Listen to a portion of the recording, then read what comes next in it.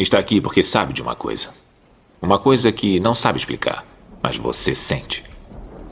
Você sentiu a vida inteira que há alguma coisa errada com o mundo. Você não sabe o que é, mas está ali, como uma farpa em sua mente, deixando-o louco. Você sabe do que eu estou falando?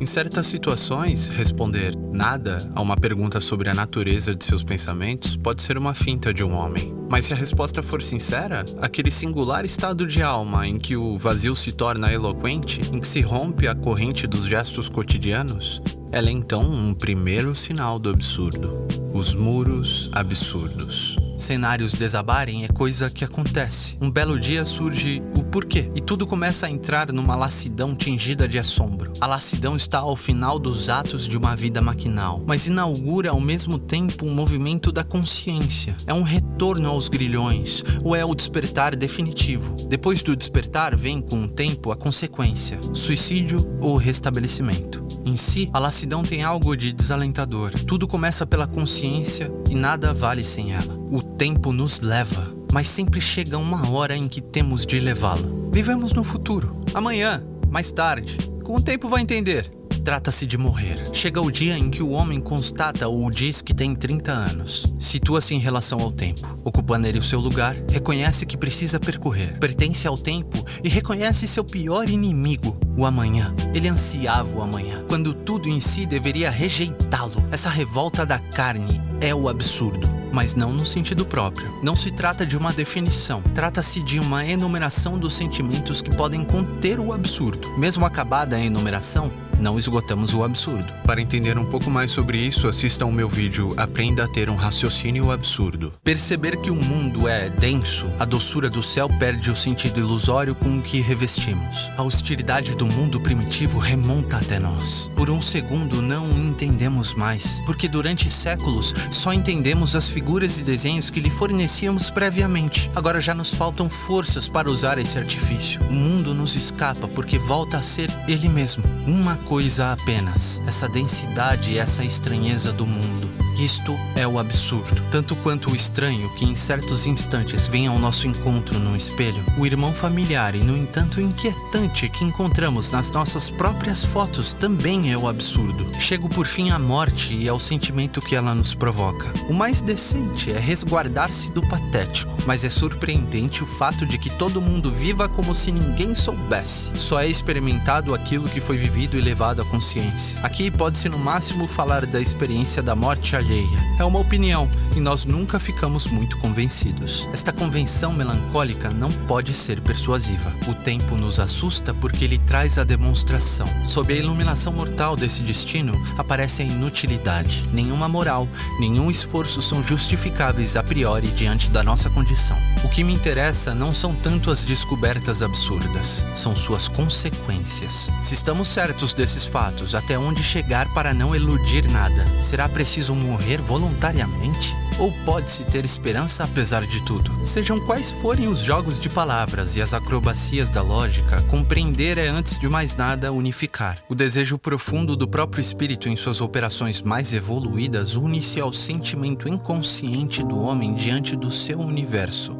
É exigência de familiaridade, apetite de clareza. Compreender o mundo para um homem é reduzi-lo ao humano. E também o espírito que procura compreender a realidade não se pode dar por satisfeito sem reduzi-la em termos de pensamento. Se o homem reconhecesse que o universo também pode amar e sofrer, estaria reconciliado. Se o pensamento descobrisse relações externas que pudessem resumir a si mesmas no princípio único, poderíamos falar de uma felicidade do espírito. Essa nostalgia de unidade, esse apetite de absoluto ilustra um movimento essencial do drama humano. Que essa nostalgia seja um fato, não implica que deva ser imediatamente apaziguada. Conheço outra evidência. Ela me diz que o homem é mortal. Porém, contam-se nos dedos os espíritos que extraíram disto suas conclusões extremas. É preciso considerar como uma referência perpétua a defasagem constante entre o que imaginamos saber e o que realmente sabemos. A aceitação prática e a ignorância simulada fazem com que vivamos com ideias que deveriam transformar toda a nossa vida.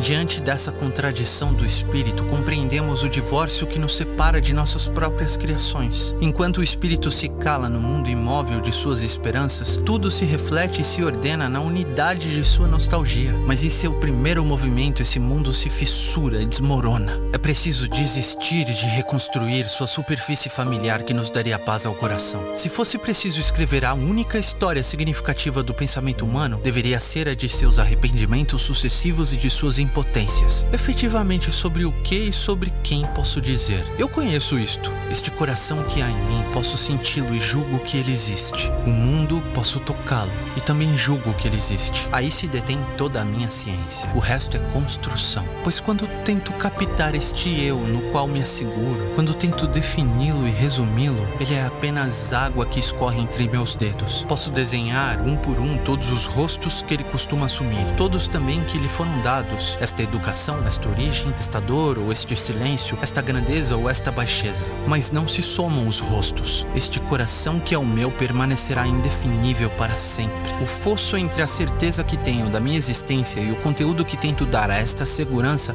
jamais será superado. Para sempre serei estranho a mim mesmo. Em psicologia, tanto quanto em lógica, há verdades, não uma verdade. O conhece-te a ti mesmo de Sócrates tem tanto valor quanto o ser virtuoso dos nossos confessionários. Revelam tanto nostalgia quanto uma ignorância. São jogos estéreis sobre grandes temas. Eis também umas árvores, e eu conheço suas rugosidades, a água e experimento seu sabor.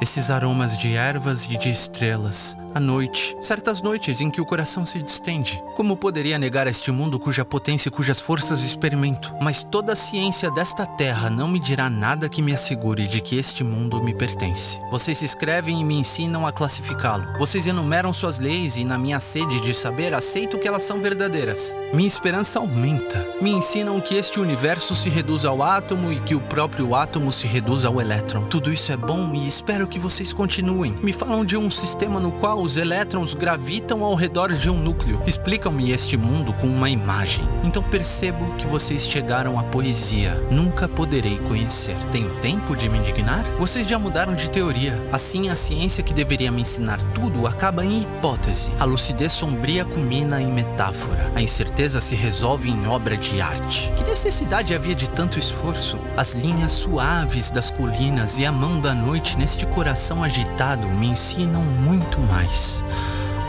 Voltei ao meu começo. Quando houver seguido todo o relevo do mundo com um dedo, não saberei muito mais sobre ele. E vocês querem que eu escolha entre uma descrição certa, mas que nada me ensina. Tudo está arrumado para que nasça uma paz envenenada, que a displicência, o sono do coração ou as renúncias mortais proporcionam. A razão cega prefere pretender que tudo está claro. Eu esperava provas e desejava que ela tivesse razão. Mas apesar de tantos séculos pretensiosos, sei que isso é falso. Esta razão universal, prática ou moral, esse determinismo, essas categorias que explicam tudo, fazem um homem honesto dar risada. Nesse universo indecifrável e limitado, o destino do homem ganha doravante seu sentido. Uma multidão de irracionais se ergue para rodeá-lo até o fim. Em sua clarividência recuperada, o sentimento do absurdo se esclarece. Porém, o mais absurdo é o confronto entre o irracional e o desejo desvairado de clareza, cujo apelo ressoa no mais profundo do homem. O absurdo depende tanto do homem quanto do mundo. Por ora, é o único laço entre os dois. Devo sacrificar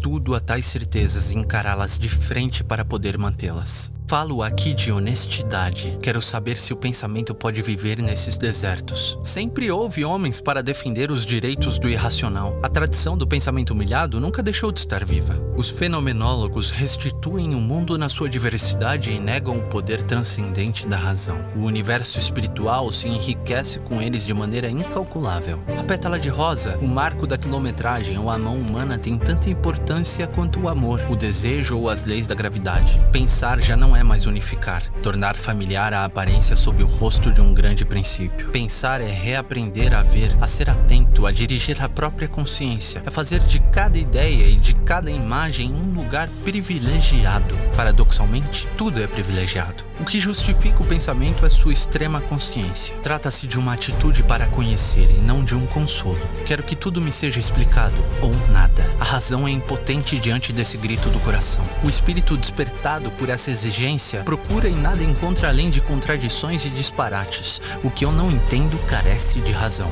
Pudesse dizer uma vez só, isto está claro, e tudo se salvaria. Mas esses homens proclamam a porfia que nada é claro, tudo é caos, que o homem só mantém sua clarividência e o conhecimento preciso dos muros que o cercam. Todas essas experiências concordam e se recobrem. O espírito que chega aos confins deve emitir um juízo e determinar suas conclusões. Aí se localizam o suicídio e a resposta. Quero inverter a ordem da investigação e partir da aventura inteligente para voltar aos gestos cotidianos. As experiências que evocamos nasceram no deserto que não devemos abandonar. Neste ponto do seu caminho, o homem se encontra diante do irracional. Sente em si o desejo de felicidade e de razão. O absurdo nasce desse confronto entre o apelo humano e o silêncio irracional do mundo. Isto é o que não devemos esquecer, porque toda a consequência de uma vida pode nascer daí: o irracional, a nostalgia humana e o absurdo que surge do seu encontro. Eis os 3 personagens do drama que devem necessariamente acabar com toda a lógica que uma existência é capaz.